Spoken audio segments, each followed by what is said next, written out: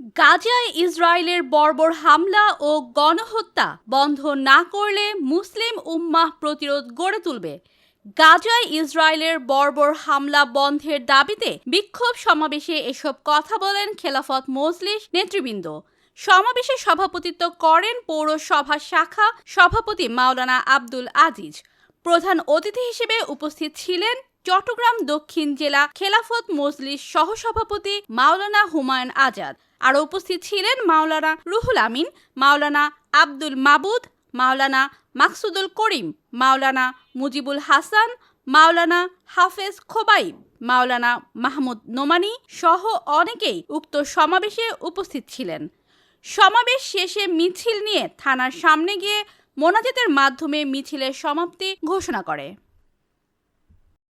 বাঁশখালীবাসী, আপনারা যেখানে মানবতা বিভিন্ন সেখানেই আমাদের একাত্মতা ঘোষণা।